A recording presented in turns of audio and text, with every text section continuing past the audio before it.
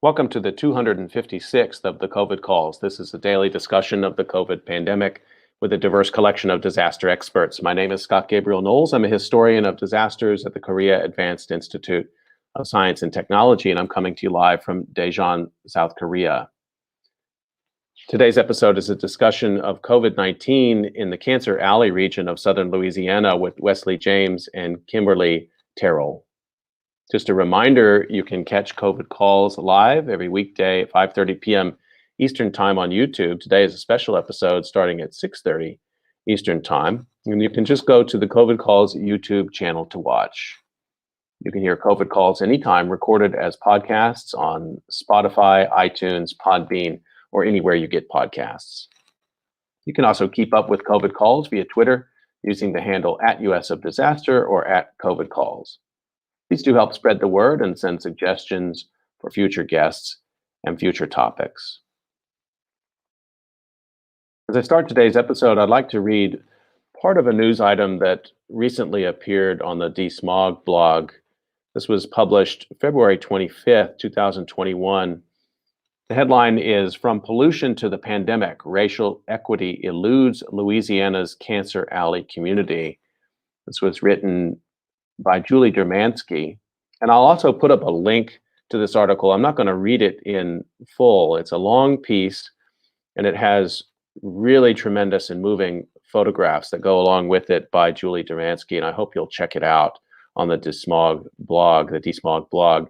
I'll put that link up in Twitter after today's COVID Calls episode. From Pollution to the Pandemic, Racial Equity Eludes Louisiana's Cancer Alley Community. Mary Hampton, president of the Concerned Citizens of St. John the Baptist Parish, a community group in Louisiana fighting for clean air, opted to do everything in her power to avoid getting the coronavirus after Robert Taylor, the group's founder, was hospitalized with COVID-19 earlier this year.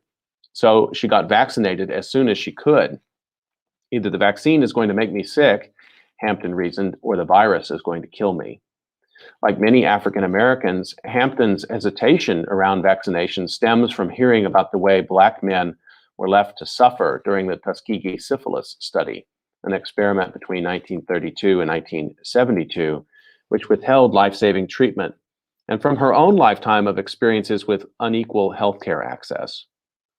She told Julie Dermansky, who wrote this piece, that she and her family often had to wait hours to see a doctor for medical care while white people would go right in.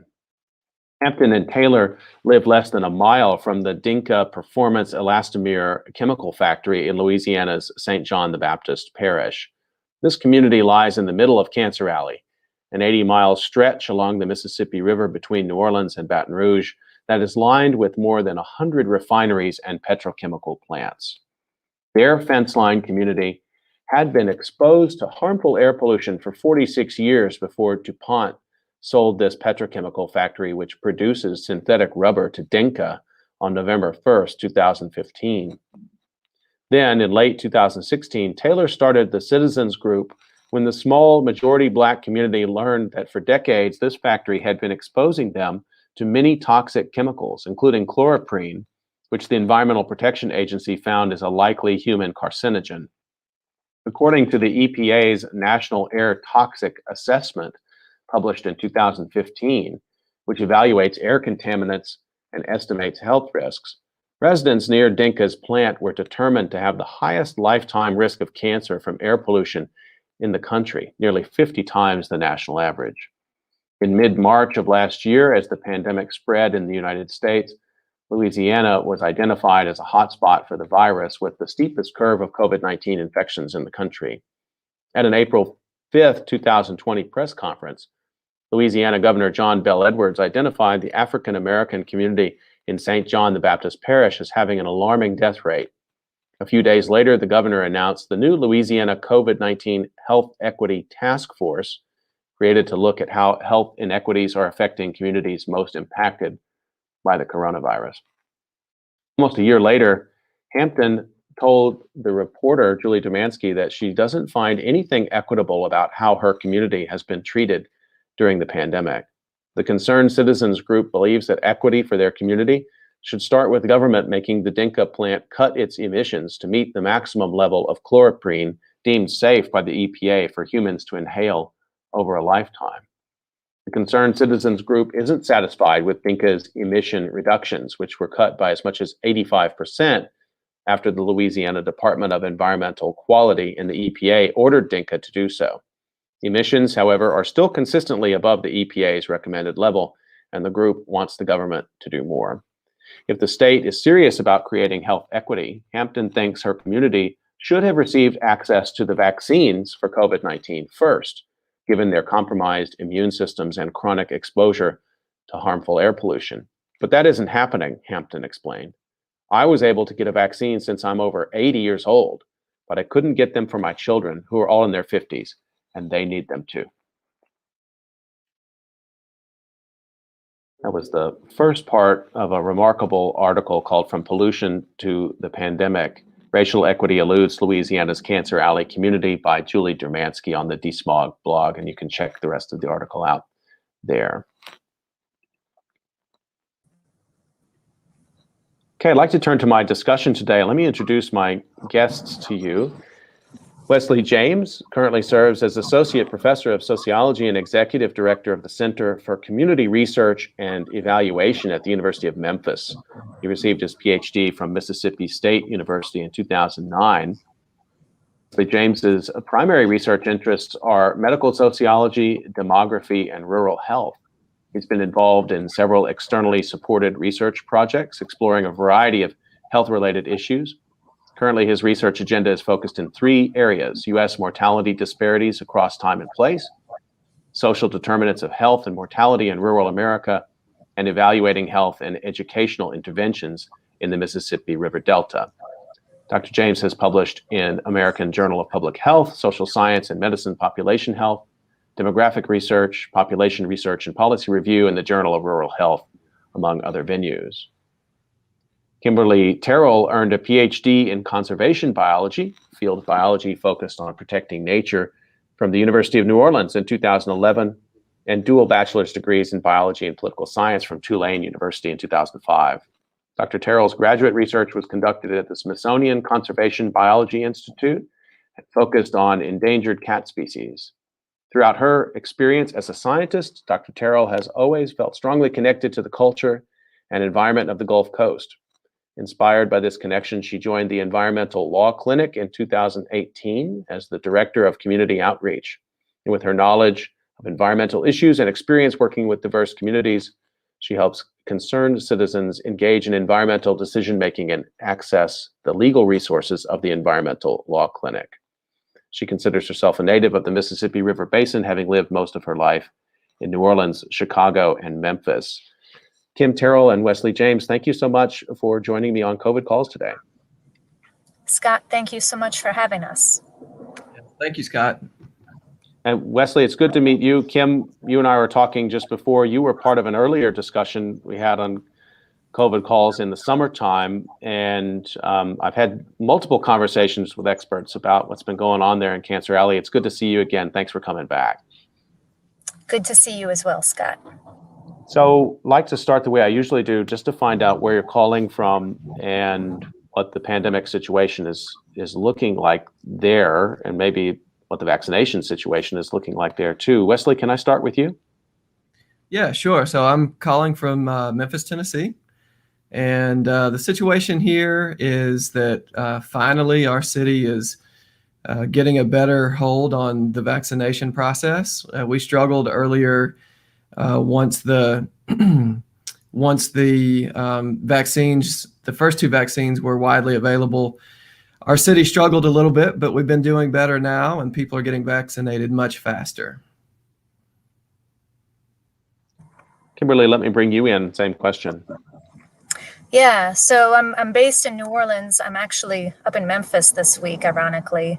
But I'll speak on behalf of New Orleans. I have to say I'm impressed with how our city is doing in terms of vaccination. I got my first dose a couple weeks ago, and it was a well-oiled machine. It was efficient. It was, I can't imagine it going more smoothly. And I've been really encouraged to see how accessible the vaccines are, at least in New Orleans. It seems like anybody who wants one at least has an appointment at this point. Is that a sort of a mass vaccination situation that's going on there in New Orleans, Kim? Yeah, so I got my vaccine at the convention center, which if you've ever been to the New Orleans Convention Center, it goes on and on and on. It's, many city blocks. And so it was, it really was really efficient. And I know several people who have been able to get vaccines through leftover doses, right? So they've called up Walmart or their local pharmacy and gotten on a list and been able to, quickly go in at the end of the day and get vaccinated with what otherwise would have been thrown away. Well, thank you both for those reports from where you are in Memphis and also the situation in New Orleans.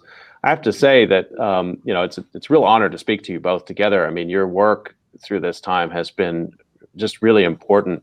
There's been so much reporting that has tried to make sense of what's going on in Cancerality, and I find that a lot of it is relying on the work that you've been doing. So I want to go into some detail about your findings, the connection between racial disparity and pre-existing health issues and air quality there in Cancer Alley, and how that all relates to the pandemic. Before I do that, I'd like to give just a little bit of background about how you come to these issues. And Wesley, I'm going to start with you on this.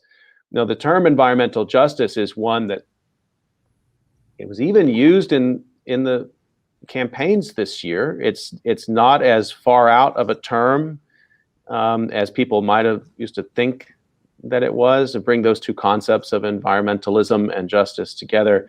I think it's pretty widely in circulation now, but I think it is worth pausing at the start here and sort of finding out how you come to that topic, what drew you into this research, what environmental justice means to you. Yeah, that's a great question. Thank you.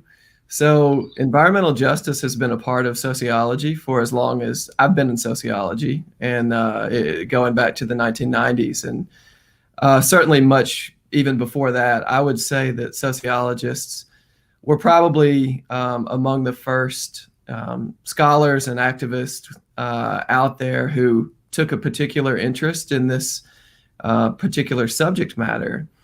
And so all three of my degrees are in sociology. So I was exposed to environmental justice and environmental racism issues from the time I was an undergraduate student. And I've always found it very interesting, just enlightened me to issues that I was not very familiar with earlier in my life as a young person. And so reading about those things were fascinating. And then as I learned more, to have an understanding that not only is there unequal exposure to toxins and to factories and petrochemical companies and so on and so forth by where people live, but that there's also undeniable patterns in terms of who these people are. And so my interest in that just grew deeper.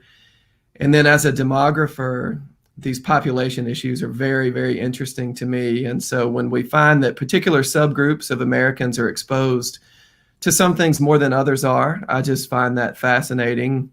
When we learn that these things are not equally distributed around the country and that the burden of these things are not even remotely equally distributed, I find that fascinating. And so, as a sociologist, this is a big part of the things that we read about and teach our students about. And so I was fortunate to be a part of that and just have continued to be interested in that as I've gotten deeper into my career.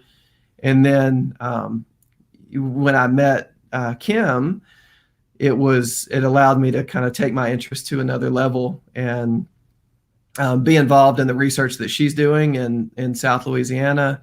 And I've just really enjoyed this whole thing. I think it's meaningful work. So your sort of geographical area of specialization wasn't initially in Louisiana, is that right? That's correct. My research focus is much more heavily based in Mississippi than in Louisiana. So many of my roots are there. My alma mater, Mississippi State. When I worked there, I had so much experience working on issues within the state. And even now that I live in Memphis, which is just right outside of Mississippi, a lot of my research continues to be Mississippi based. The research organization that I direct, most of the work that we do is Mississippi Delta based. And so I have more experience and more familiarity with issues in Mississippi, but the issues in Louisiana are also somewhat familiar too. And issues between the two states are not exactly terribly different from one another either. And so it was pretty easy for me to transition into this project with Kim and work, and try to provide some input into the issues in Southeast Louisiana as well. Kim, let me bring you in on this. Kind of the same question, just to get, I guess I've asked for a bit of an origin story about environmental justice for you. How do you come into these topics? Yeah, so I came in through kind of the environmental side. My background is in wildlife research, and I spent the first decade of my career trying to get people to care about my work and trying to do work that mattered. And I quickly realized, when there's tons of people competing to do the same work, and study exotic wildlife species, it's hard to feel like you as an individual researcher are having an impact. And so then through a series of kind of unexpected sort of semi-personal professional events, I ended up back in New Orleans, and I applied for this job at the Environmental Law Clinic thinking, I have some background in environmental science, maybe there'll be some overlap. And I quickly learned that, the foundation of a lot of these issues comes down to information and facts. And a lot of times it's technical information, and the deck is stacked against communities because they don't have technical expertise oftentimes the way that industrial companies do. And so it's not a very level playing field. And I've only been at the law clinic less than 3 years, and it feels like I've done more work than I have, in the previous decade of my career, and work that seems to really matter. And so how I got into the COVID analysis specifically is that the Concerned Citizens of St. John, the group that you talked about at the beginning of this episode, reached out to me because at the time in April 2020, their parish had the highest death rate of COVID in the United States. And a study had just come out from Francesca Domenici's lab at Harvard School of Public Health, and that was the first kind of big landmark study linking COVID-19 with pollution. So the Concerned Citizens of St. John the Baptist wanted to know, well, hey, we've been living with pollution for decades. What does this mean to us? So that's kind of in a nutshell how I got, from the Smithsonian to the podcast today. Well, thank you for that. And I wonder about the law clinic, just maybe say just a little bit more about that, because it's an interesting innovation. Tulane is not the only university to have such an intervention, a place where what's going on in the university finds a place of practice and service to the community. But it seems like the law clinic you're part of is very much in these environmental justice issues, as opposed to other kinds of carceral or other kinds of issues that other law clinics might be involved in. Was that always the point of the Tulane environmental law clinic, to take on these kinds of issues from the beginning? I'd say the point was always to give people a voice in environmental decision making. And we don't have our own agenda. We're not focused on pollution or climate change. We're focused on the issues that people bring to us. And being based in New Orleans, most of those issues are related to industrial pollution in some form or another. And so, the Environmental Law Clinic, I think when most people hear clinic, they think of a medical, facility. But in the legal sense, a clinic is where students provide free legal representation to people who couldn't otherwise afford it. And so, it really literally, in a literal sense, you're leveraging, white privilege to help advance environmental justice. And, it's been really inspiring to me to kind of see it all in action, and to feel like, these these institutions that have benefited from, power and privilege are starting to kind of think outside their bubble and think about how they can, leverage that power to create a more just society. So let's bring this into the context of COVID, and going back to March of 2020, a time in which most Americans, if they could, were sheltering in place. People were worried about what was going to happen at the grocery store, what was going to happen with their kids' school. But pretty soon, we began to see that the infection rates weren't random. They tracked along some areas that you probably could have predicted, that others, I think, have predicted because of previous pandemics, that inequality was starting to pop up in the data, and pre-existing comorbidities were popping up in the data. It was maybe a little hard for that story to be told early on because people were really just trying to make sense of what sense it made for them and their own families. That's just a little bit of a background, but the PM 2.5 problem started to appear. Kimberly, you mentioned this early Harvard study that talked about it. You both had a co-authored early report, which has a good title too: Air Pollution and COVID-19, a double whammy for African American and impoverished communities in Cancer Alley. So let me take you back to that paper, talk a little bit about the collaboration, the questions you were trying to face. I guess we should start, for anybody who's not familiar with it, what is PM 2.5 to start? Let's start with that and talk about the work. Wesley, let me ask you this first, and then Kim will bring you in. So PM 2.5, this is much more of Kim's wheelhouse than mine, but this is a particulate matter measurement. Kim, would you like to chime in and explain a little bit more about that? Yeah, so the 2.5 means that it's 2.5 microns in diameter or smaller. So it's super small, right? A micron is 1,000th of a millimeter. And a millimeter is each of those teeny, teeny, tiny lines you see on a metric ruler. And so why size matters in that context is that the smaller the particle, the deeper it can penetrate into your lungs, and even into your bloodstreams and your bloodstream and your tissues. And so, larger particles, we might inhale them, but they don't get deep down into our tissues. And so those particles can cause direct damage, but they can also be a delivery system for other toxic air pollutants. So, toxic air pollutants that might not otherwise find their way into your lung tissue can essentially hitch a ride on the particulate matter to enter the body. And particulate matter comes from any, that small size particulate matter comes from any combustion source, right? So wildfires, sugarcane burning, industrial processes, vehicle exhaust. There are a lot of different sources out there.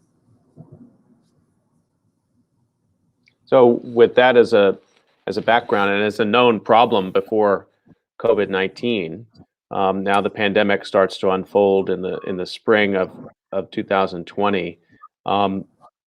Talk to us about the kinds of things you were seeing there, how you began to imagine the ways you would study this problem. Kim, stay with you on this, and then Wesley, I'll bring you in. Yeah, so one challenge in Louisiana is that we don't have comprehensive air monitoring.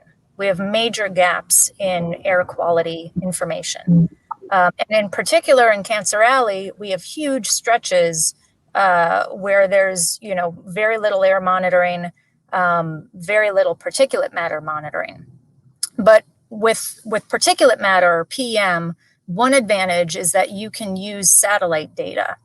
So that's the data that was used in that Harvard study, and we used the same data set in our study to try to understand, how these burdens or whether these burdens, are equally distributed within our state. So we weren't trying to prove cause and effect, because the Harvard study, already did a great job of addressing that on a nationwide scale. And there's no reason to think that people in Louisiana are somehow, immune to the negative effects of pollution that are documented throughout the country. So specifically what we were looking at was, the distribution of the burden of pollution relative to race and income and other factors. And that gets at the heart of the type of the work that Wes does, focused on social disparities. Wes, can I bring you in on that too? Yeah. So, one of the things that Kim and I had talked about when we were in the process of doing this research was that we knew, based on all the material that we were reading and the news reports out there and all the information that we knew at the time about COVID-19 and how it spreads and who is susceptible. And you got to keep in mind at this point in time that there were far more questions than answers. And we didn't know nearly as much, 9 months ago as what we know right now. But we heard a lot of talk about, okay, who do the experts believe is susceptible? And we heard a lot about, people who are, of advanced age, people with pre-existing conditions. And then even at that time, it was people who live in highly dense areas. So the virus had been through some larger cities in the United States, but had not crept into rural America yet, or even really into moderately sized cities yet either. Well, so we knew these things. Obviously, anybody who was following COVID knew that too. But with the discussions that she and I had and the work that we had done in Cancer Alley, we were talking and just thought, what? One of the pre-existing conditions that nobody talks about, and perhaps it should be considered a pre-existing condition, is exposure to pollution, exposure to environmental toxins. And that was never a part of the national conversation. I mean, quite frankly, I'm not sure it's really even a part of the national conversation now. But I think that's one of the unique contributions of the work that we've done so far and of that particular study, particularly considering that, this is a respiratory disease, and the people who are living in places like Cancer Alley are far more exposed to toxins than other people in Louisiana, even other people in their own parishes, quite frankly. And so, we were really interested in the fact that, the disproportionate burden of COVID-19 in all likelihood is going to hit this group of people. And in particular, they already were at risk because of other socioeconomic disadvantages and things that we already knew about, not only with COVID, but with other health conditions too. And so, it really was kind of this double whammy there. I want to come back to the paper, and this is the earlier version of the paper you published also in Environmental Justice in September. And we'll talk about maybe things that you learned over the summer. But I just want to read one line from this. It's really an important context here.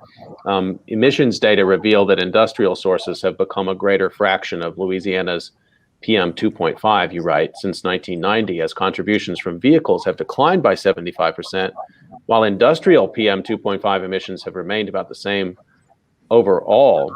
But the data also shows that PM 2.5 emissions are on the rise in Louisiana, with a 33% increase between 2014 and 2017, which is concurrent with an ongoing wave of industrial expansion.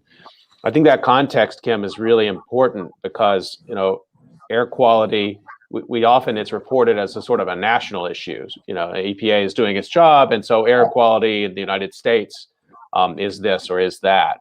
Or we might have sort of state level data, maybe. But you've gone in and talked a lot more specifically about what this means even in different parts of Louisiana, right? Yeah. So one challenge is that, pollution patterns have changed over time. And if you're looking to try to make the argument that things have gotten better, you can pick your starting point as the mid 90s and focus on, the massive reduction in pollution that really occurred nationwide. In the early 2000s, largely as a result of better vehicle standards, right? So that 75% decline in Louisiana in vehicle emissions. But the problem, there's two problems. One is that, hasn't been enough attention on the last several years and the recent trends and where we're going. And in Louisiana, we're backsliding. Yes, we made improvements on air quality. We're losing those improvements in terms of PM 2.5 pollution. The other thing that we don't talk about enough is the toxicity of pollution, right? So not every pound of pollution is created equal, right? You can have pollution from, a construction site, and that's going to be really different than pollution from that Denka plant that you talked about at the beginning of this episode, that emits a toxin called chloroprene. That's a very potent cancer-causing substance. So, whenever I hear kind of statistics about pollution declining, I ask two questions. Well, one, what's the pattern of toxicity for pollution? And two, well, what's the recent trend, right? Are we losing ground? Are we maintaining those improvements? Because in Louisiana, the situation is that certain communities have always been overburdened with pollution, and that disparity is getting worse, not better. Just to understand, and Wesley, let me bring you in on this question, how we understand the sort of pre-existing state of health in any given place in the United States. The comorbidities or disease burden of a particular community, these are terms we've heard used a lot. And it seemed that, the COVID infection rates as they were showing up in the United States, different pockets of the United States, that was a way to envision what were already pre-existing really heavy burdens of disease in certain communities. But how do you actually get down into the specifics of that? What are some of the units of measure? How do you get that kind of data so that you can say things with some certainty, as you've said in these articles that you've written? Yeah, that's a great question. So most of the work that I do is kind of at the place level rather than at the individual level.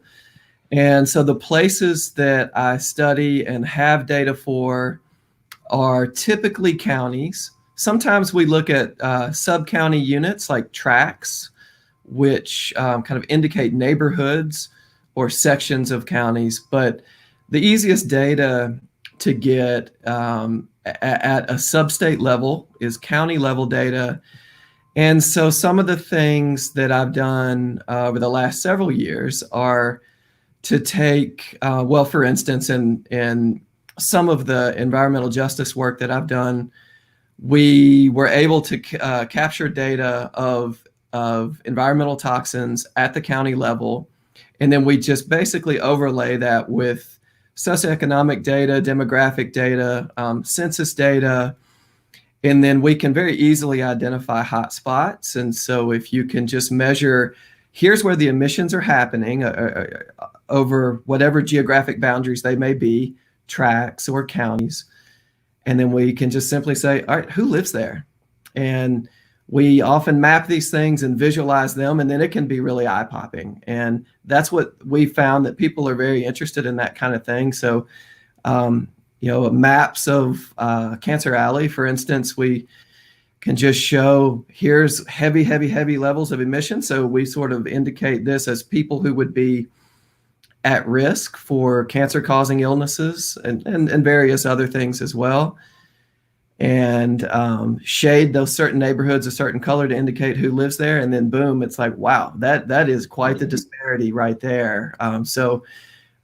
Emissions being in, poorer neighborhoods, if you visualize this data, it's so obvious. I mean, like I mentioned before, I used the word undeniable. It's just simply undeniable that, who is disproportionately affected by these things.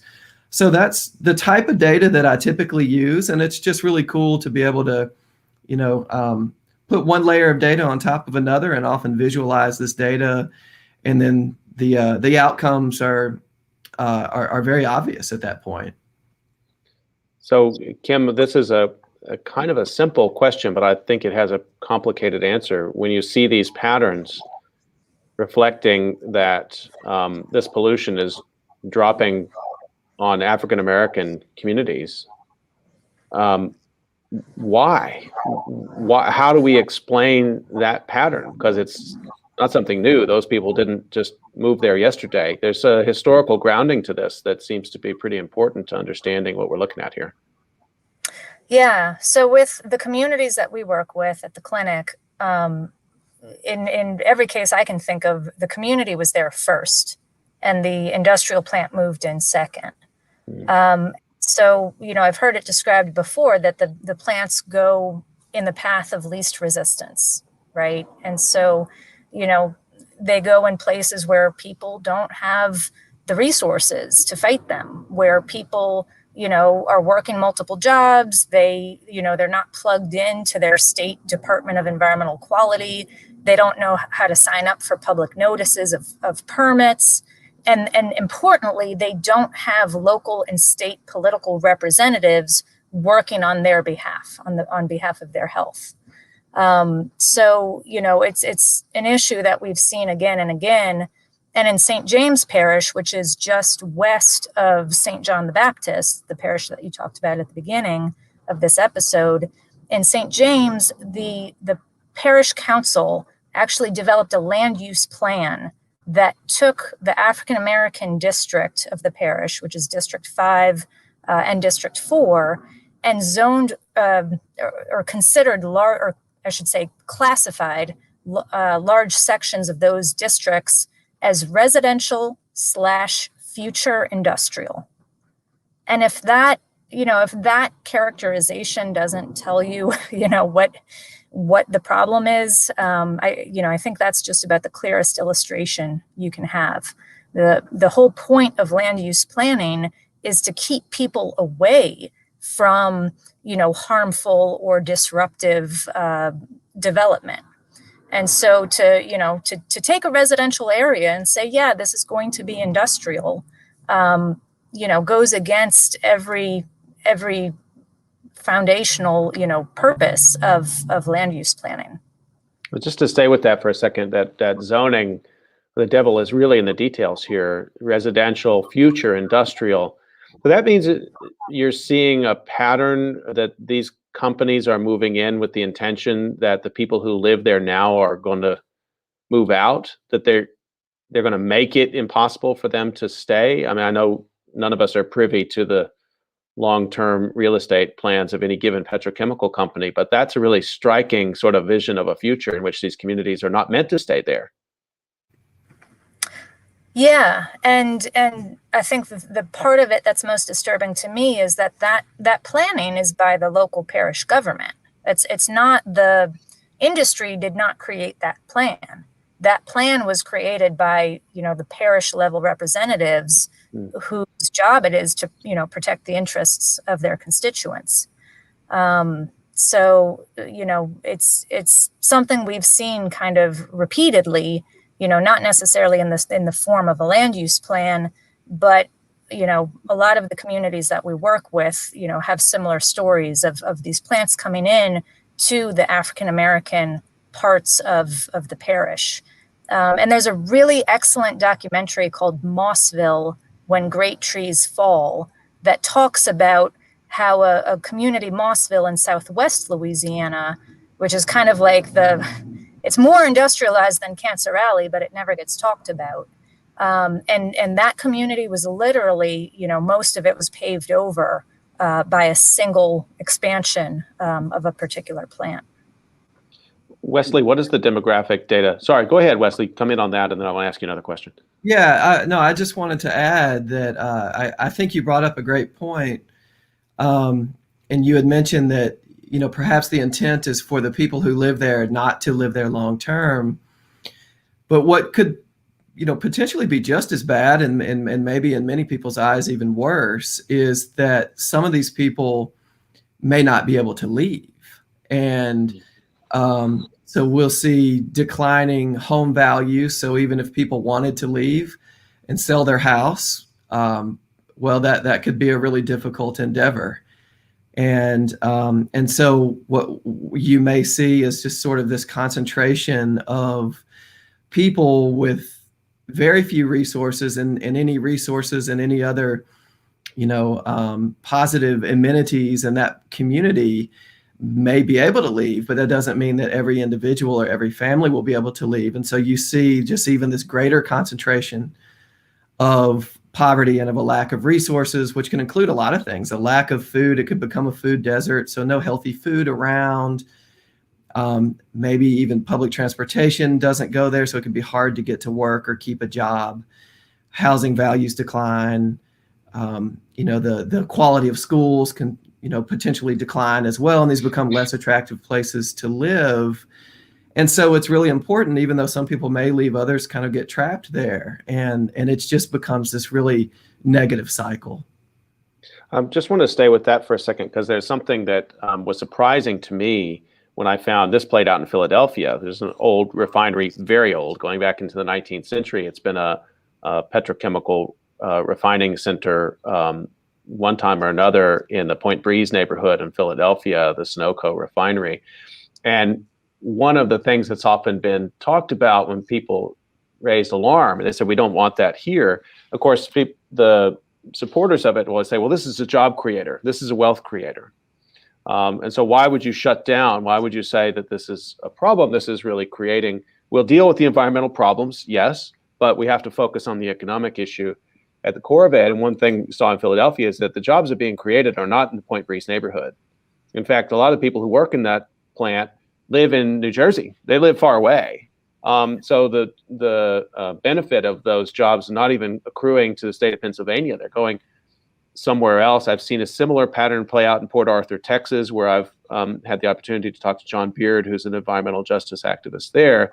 So yeah, there's a lot of work there, but it's not, that wealth is not flowing into the communities that are on the fence line. And Wesley, just following up, because I think it's connected to what you were just saying, how should we understand wealth as another layer of data that we have to take into account when we think about, disease and exposure to toxins in these places? Yeah, Scott, that's also a great point. And so, we don't typically find that the people who, the executives and whatever other positions, that are being hired at these places are not sitting in their backyard staring at smokestacks. And so, that's typically a misleading comment, that you had, not your comment, but the kind of the spirit of your comment is absolutely true, but is often kind of used to, mislead people, and not exactly be full disclosure on telling the whole story. And there's actually a connection to data here too, with the last question that you had asked me.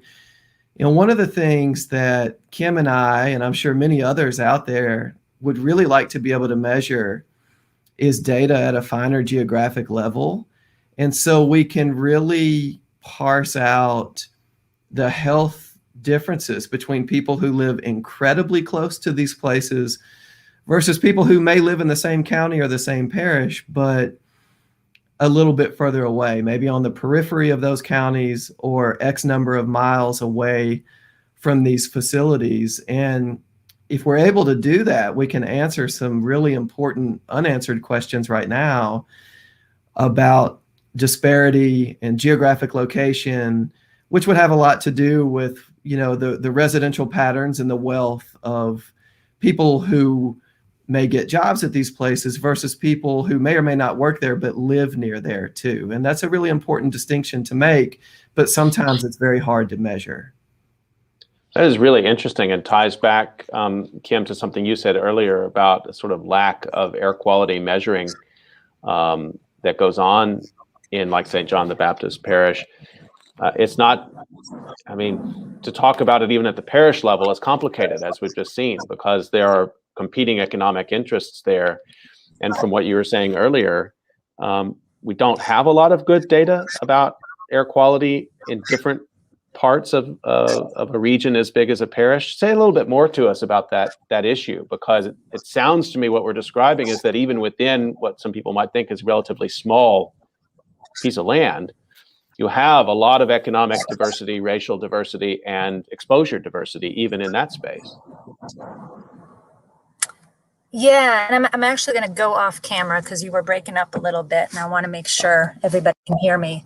But definitely, when we talk about parish level health measures, it's really difficult because if you drive through any of these Cancer Alley parishes, there are parts of the parish that you would never suspect, that area is called Cancer Alley. There are parts of the parish that look, quaint and rural and serene. And there are parts of the same parish that look like an industrial apocalypse. And so, we really don't have enough data on individual communities. And some of the work, first of all, very little research has been done on Cancer Alley. I mean, a lot of people in New Orleans know Wes because he authored one of like the 2 or 3 objective papers on Cancer Alley in the last decade. And his work represents like 30% of the research that's been done. Other studies have been done. And in particular, I'm thinking about, a study that Louisiana State University researchers were involved in that came out maybe in 2010 or 2012. And the issue with that study is, they looked at lung cancer cases and they said, okay, well, of lung cancer cases in Louisiana, how many of these folks live near a petrochemical plant? And are you more likely to live, are people living near petrochemical plants more likely to have lung cancer? Well, the problem is when they corrected for smoking, the effect, they did see that people living near plants were more likely to have lung cancer, but then they corrected for smoking. And the problem is that when you remove smokers from your lung cancer data set, you're left with a much smaller number of cases because most people in Louisiana don't live next to a petrochemical plant. It's much more common to smoke cigarettes in Louisiana than it is to live next to a plant. And that's the whole nature of what we're talking about, right? These plants are not evenly distributed. They're concentrated in Black communities. And so the number of people, who are living next to these plants, they represent a relatively small proportion of the total population, but they are vulnerable communities that keep getting inundated with more and more industrial development. So I really try to get people to focus on cancer risk and pollution-related health risk, because that is one area where we have excellent data from the Environmental Protection Agency. And so that was the kind of data that we used, in addition to that particulate matter satellite data. We looked in our paper at EPA estimates of pollution-related health risk for the respiratory system and the immune system specifically. At the end of the day, we shouldn't need to connect this to death and disease, right? It should be enough to say Black and brown and poor communities in Louisiana and elsewhere are disproportionately burdened with pollution-related health risks.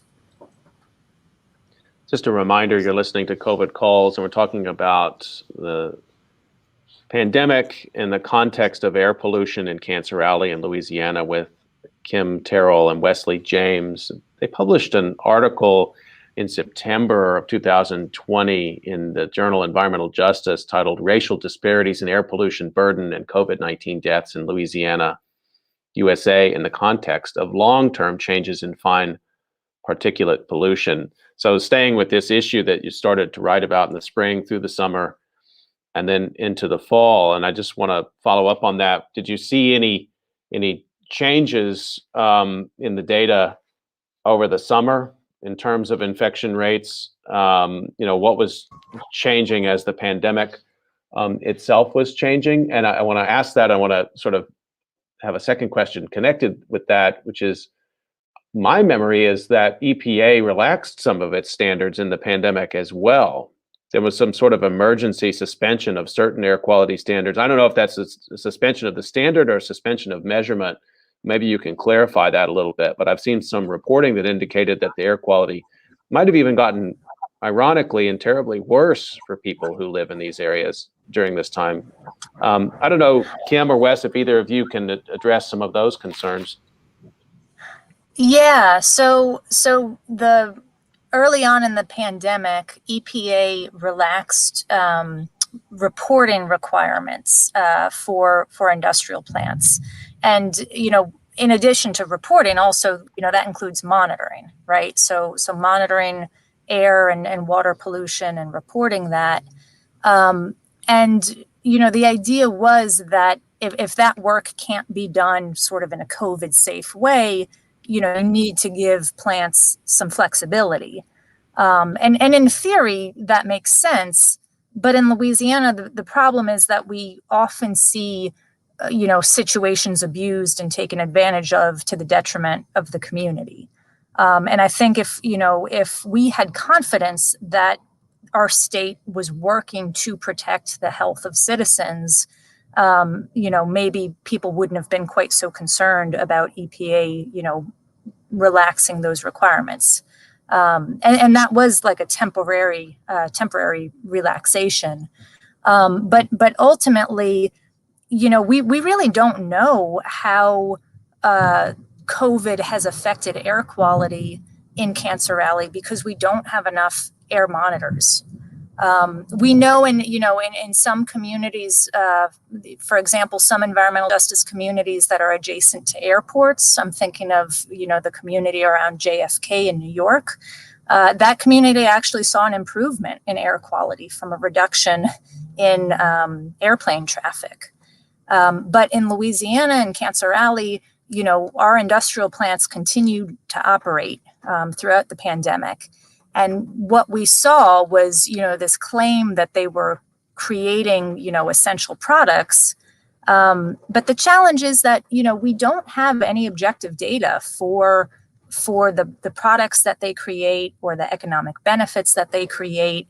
We hear numbers of, 1,000 jobs for this plant, an average salary of $85,000. But, it's everything has to be taken at face value because we never see sort of the underlying objective data in the same way that we see, the pollution data. As you're describing it, I'm thinking then that that burden of proof then so often falls back on individuals who have to somehow demonstrate that their health problems, which may be chronic, are also exacerbated by the pollution, and then also further exacerbated by COVID, which itself has its own sort of inequalities in how it unfolded and the failure of the federal government to report and the various other things that are connected with that. So it's sort of assault on assault on assault here, but the onus of action seems to fall back on the sick and on the community, which is distressing. Yeah, I wish my internet was working better so you could see me nodding emphatically. We can imagine it. That is one thing that really I find disturbing about the situation in Louisiana is that the lack of evidence, the lack of research is weaponized against the community. And a lack of research is taken to mean that there's evidence that there's no problem. And that's just not the case. The reason that people think there's no problem is nobody has bothered to look. And the few objective studies that have looked at pollution disparity in Louisiana, Wes's, I think 2012 study is one of them. Our recent study is one of them.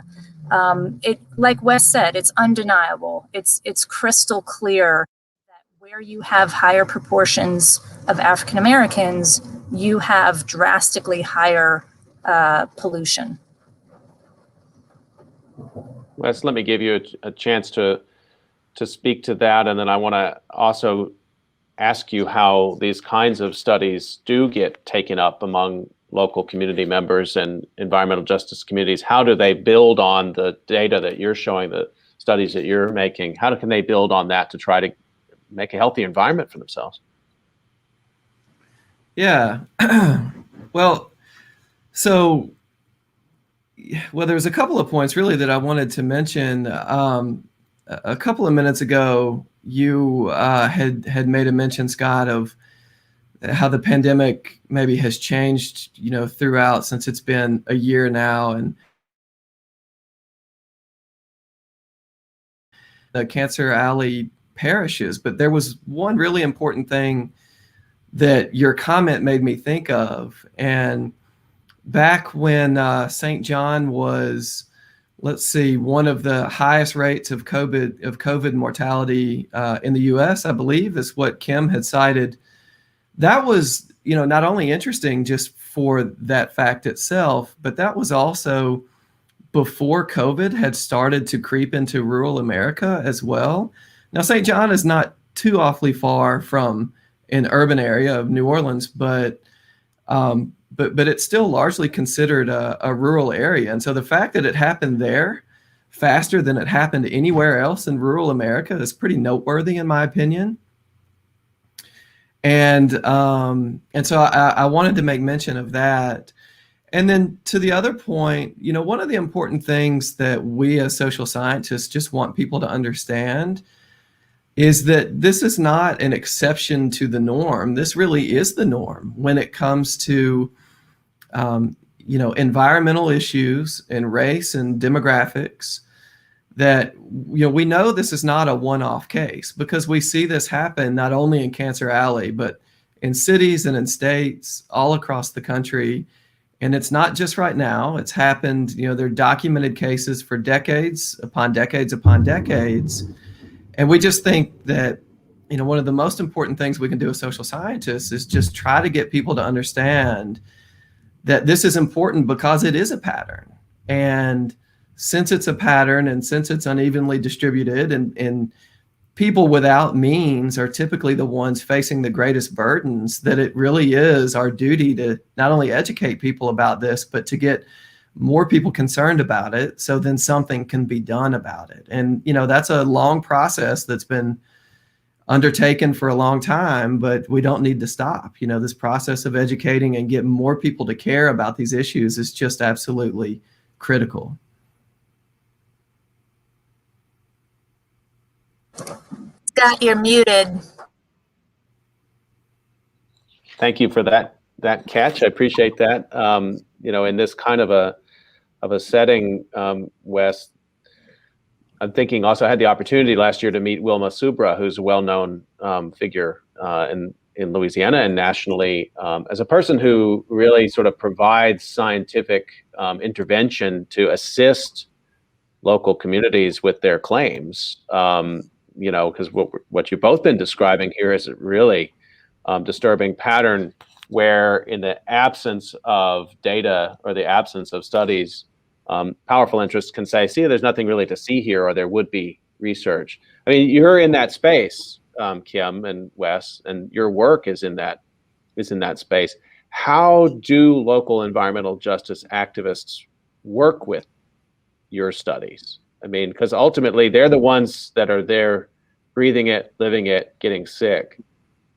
Can you tell us a little bit about how they take a study, or the studies like you've done in the middle of this pandemic, and turn it around, use it to their advantage? So, okay, I'll chime in on this one, because this has been, I guess I would say, a really surprising and unique experience for me.